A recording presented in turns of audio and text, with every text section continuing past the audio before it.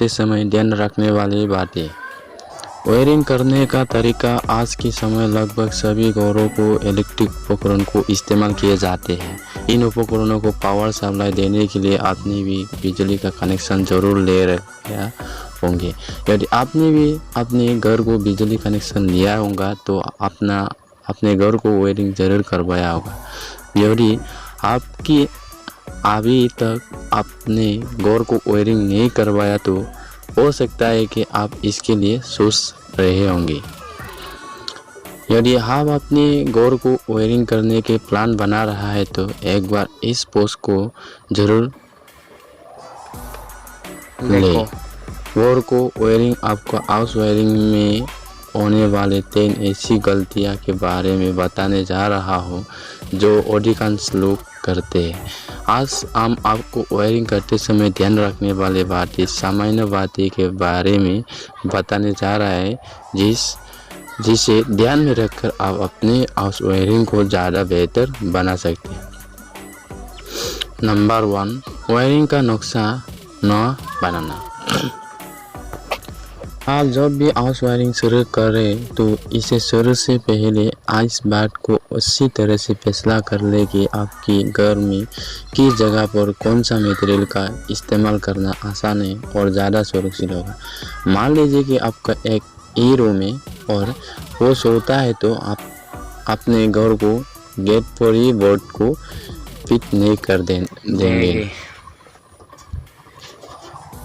इसलिए वायरिंग का काम शुरू करने से पहले ये निश्चित कर ले कि कहाँ पर बिजली मीटर लगवाना है, कहाँ पर बोर्ड फिटिंग किया जाना है और बोर्ड में कौन कौन से मटेरियल कितनी संख्या में लगना है। दूसरी बात यह है कि वायर के एक जगह से दूसरे जगह तक बिछाने के लिए किस रूट का उपयोग करें, मतलब कि कहाँ से और किस तरह से तार बिछाए ताकि कम से कम तार को खपत भी और वायरिंग भी देखने में अच्छा लगे।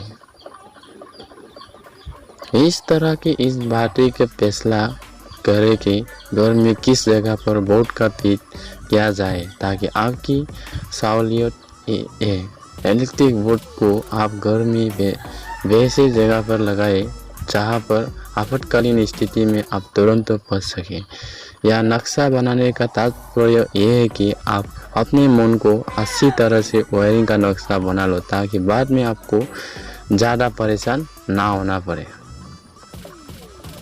नंबर 2, लो क्वालिटी का मटेरियल का उपयोग करना। इलेक्ट्रिकल वायरिंग बार बार नहीं किया जाता है, इसलिए जब भी वायरिंग करें तो वो ऐसा होना चाहिए व्यवसाय में उससे आपको किसी भी प्रकार का कोई दिक्कत ना है।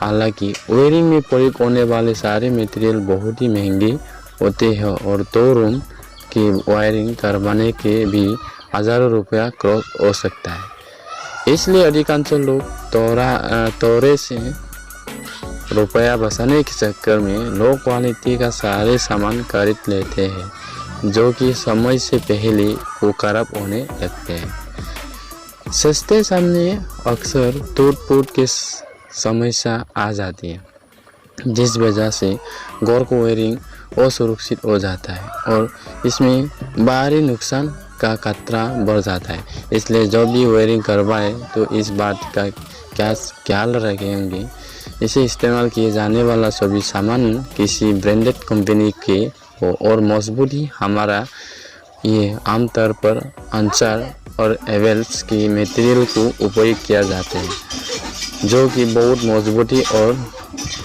दिखावा में माने जाते हैं और उनकी लाइफ भी बेहतर होती है।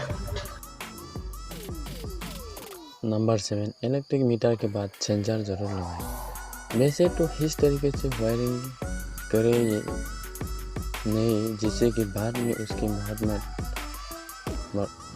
मरम्मत करने की नौबत आए, लेकिन एक बार शादी ऐसी कोई नौबत आए फिर किसी भी वजह से आपकी वायरिंग में कुछ बदलाव करने पड़े जाए तो उस समय विद्युत प्रवाह ही वायरिंग के साथ काम करना सही नहीं होगा।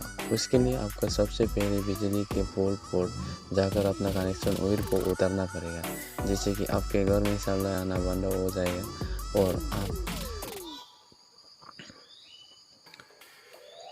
बेसिक मरम्मत के काम कर सकें। लेकिन यह प्रक्रिया बहुत ही कठिन और खतरनाक है, इसलिए इलेक्ट्रॉनिक्स में इस समस्या का देखते हुए सेंसर निर्माण किया गया है। यूनिट मीटर से निकले दोनों तार को इस सेंसर से जुड़ा होता है और फिर इसी सेंसर के दूसरे भाग में आउटपुट निकाला जाता है, जिसका वायरिंग में इस्तेमाल किया जाता है। इसका काम ये होता है कि जब इसे ऑफ किया जाता है तो विद्युत का प्रवाह को रोक देता है, जिससे कि आप ब्रेक होकर वायरिंग को सही बदलाव कर सकते हैं। इलेक्ट्रिक मीटर क्या है? नंबर 1, वायरिंग में बूटर कनेक्शन नहीं करवाना। बहुत सारे उपकरण ऐसे होते हैं जिसका कैबिनेट पर स्टार्टिंग या फिर कनेक्शन वायर के टूट जाने वजह से बिजली का झटका आने लग जाता है। ऐसे हालत में यदि आप उपकरण को सप्लाई देकर सो लिया जाए तो उसे झटका लगने का शारीरिक नुकसान भी पहुंच सकता है। इन सभी समस्या के दूर करने के लिए ऐसे सारे उपकरणों में एक विकल्प दिए हुए होता है, जिसे बू तार के नाम से जाना जाता है। बू तार क्या है और ये किस तरह से हमारी रक्षा करता है, इसके बारे में विस्तार पूर्वक जानने के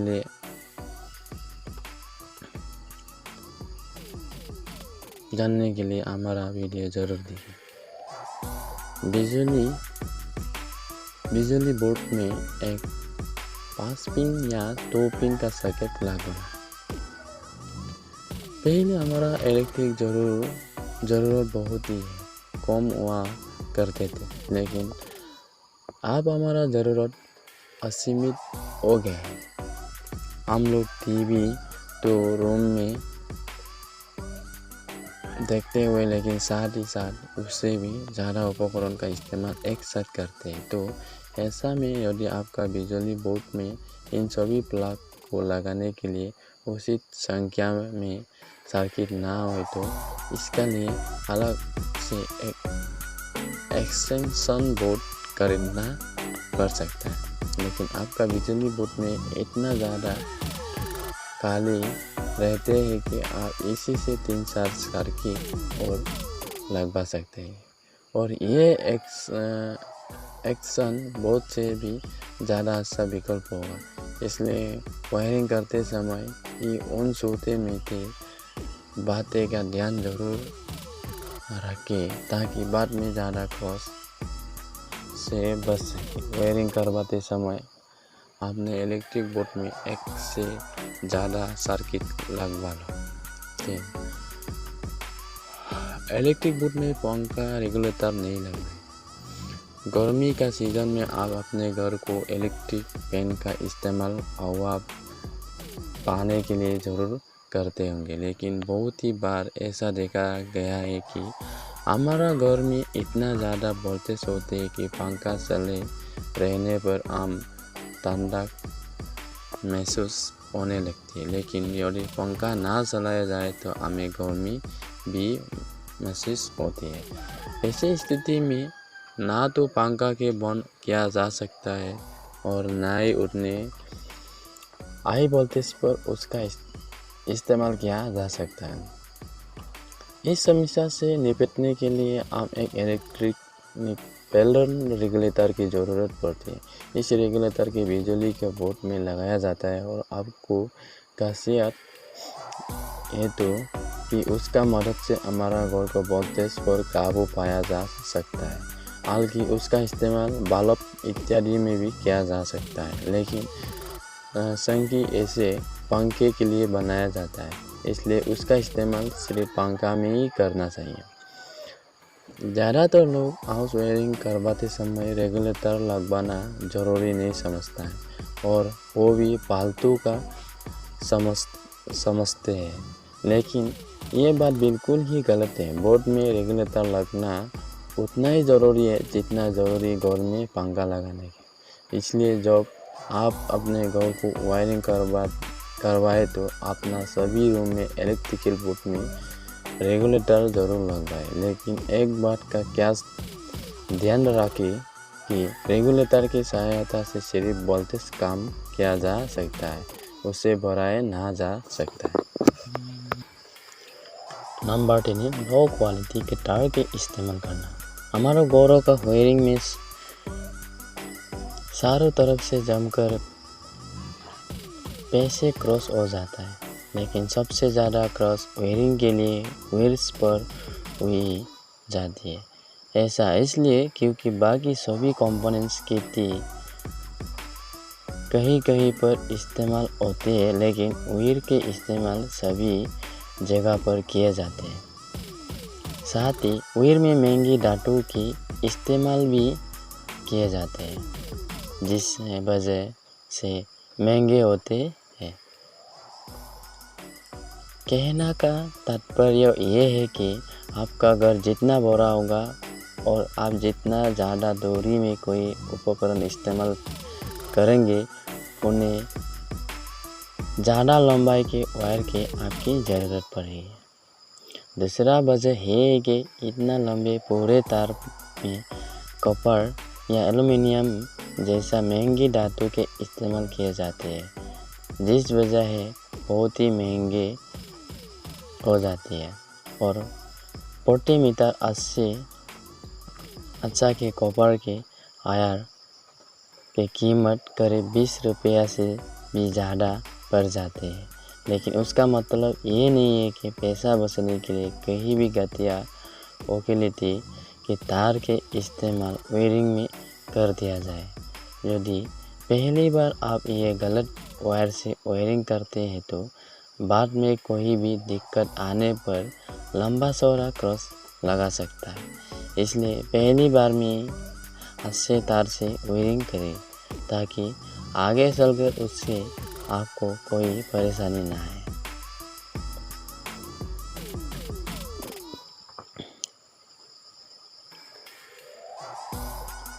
कॉपर के बजाय एल्युमिनियम का वायर का इस्तेमाल करें। जब भी आप वायरिंग करो तो सिर्फ और सिर्फ कॉपर यानी तांबे के तार का इस्तेमाल करो, बल्कि एल्युमिनियम के तार की अपेक्षा 2-3 गुना तक महंगा हो सकता है, लेकिन यकीन मानिए कि आपके लिए बहुत ही अच्छा विकल्प है। एल्युमिनियम के तार कॉपर के अपेक्षा कमजोर हो जाता है,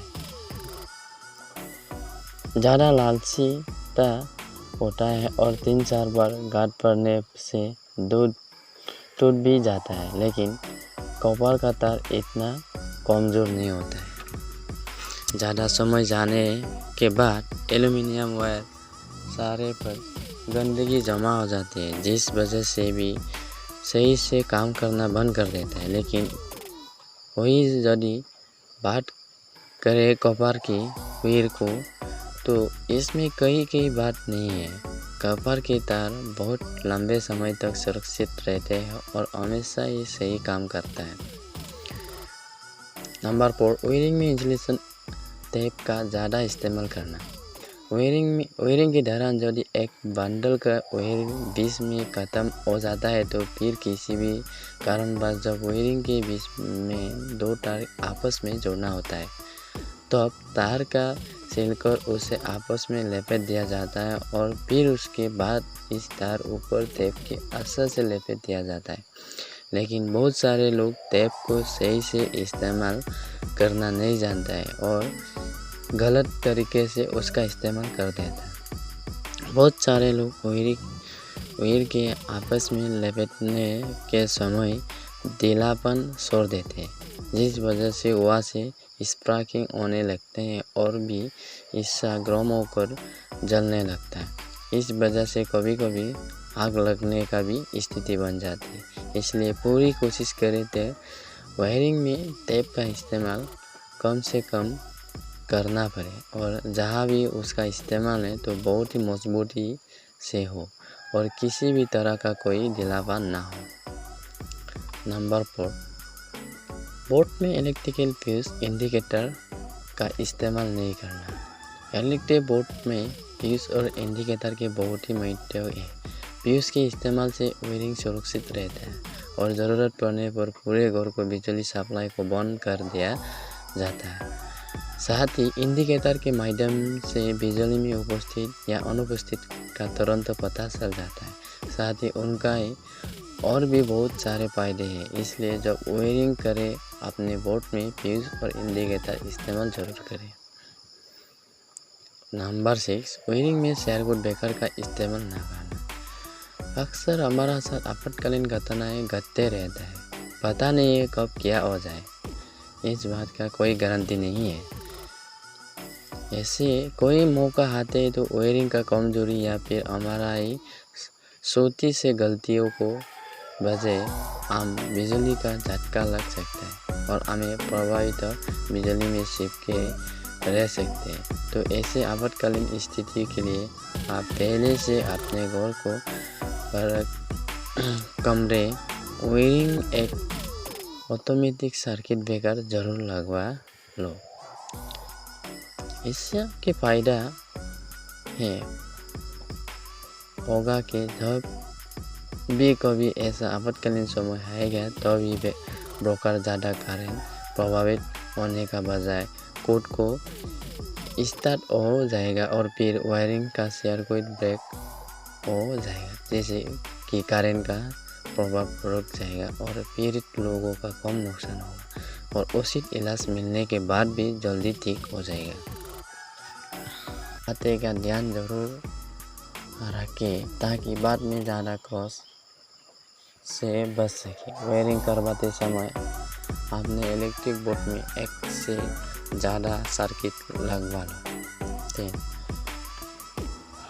इलेक्ट्रिक बोर्ड में पंखा रेगुलेटर नहीं लगाएं। गर्मी का सीज़न में आप अपने घर को इलेक्ट्रिक फैन का इस्तेमाल हवा पाने के लिए ज़रूर करते होंगे, लेकिन बहुत ही बार ऐसा देखा गया है कि हमारा घर में इतना ज़्यादा वोल्टेज होते हैं कि पंखा चले रहने पर हम ठंडा महसूस होने लगती है, लेकिन यदि पंखा ना चलाया जाए तो हमें गर्मी भी महसूस होती है। ऐसी स्थिति में ना तो पंखा के बंद किया जा सकता है और ना ही उतने हाई वोल्टेज पर उसका इस्तेमाल किया जा सकता है। इस समस्या से निपटने के लिए आप एक इलेक्ट्रिक पैरेलल रेगुलेटर की ज़रूरत पड़ती है। इस रेगुलेटर के बिजली के बोर्ड में लगाया जाता है और आपको खासियत है तो कि उसका मदद से हमारा घर को वोल्टेज पर काबू पाया जा सकता है। हालांकि उसका इस्तेमाल बल्ब इत्यादि में भी किया जा सकता है, लेकिन संकी ऐसे पंखे के लिए बनाया जाता है, इसलिए उसका इस्तेमाल सिर्फ पंखा में ही करना चाहिए। ज़्यादातर लोग हाउस वायरिंग करवाते समय रेगुलेटर लगवाना ज़रूरी नहीं समझता है और वो भी फालतू का समझते हैं, लेकिन ये बात बिल्कुल ही गलत है। बोर्ड में रेगुलेटर लगना उतना ही ज़रूरी है जितना ज़रूरी घर में पंखा लगाना। इसलिए जब आप अपने घर को वायरिंग करवाए तो अपना सभी रूम में इलेक्ट्रिकल बोर्ड में रेगुलेटर ज़रूर लगवाएं, लेकिन एक बात का क्या ध्यान रखें कि रेगुलेटर की सहायता से सिर्फ वोल्टेज कम किया जा सकता है, उसे बढ़ाया ना जा सकता है। जल्दी हम वायरिंग करने का तरीका भी बताएंगे और उसमें वायरिंग डायग्राम भी आपके साथ शेयर करेंगे। अब ये पोस्ट आपको कैसा लगा कमेंट करके हमें ज़रूर बताएं। यदि पोस्ट आपको पसंद आए तो अपने दोस्तों के साथ शेयर ज़रूर करें और हमारा ऐसा पोस्ट नोटिफिकेशन पाने के लिए हमें सब्सक्राइब ज़रूर कर लो।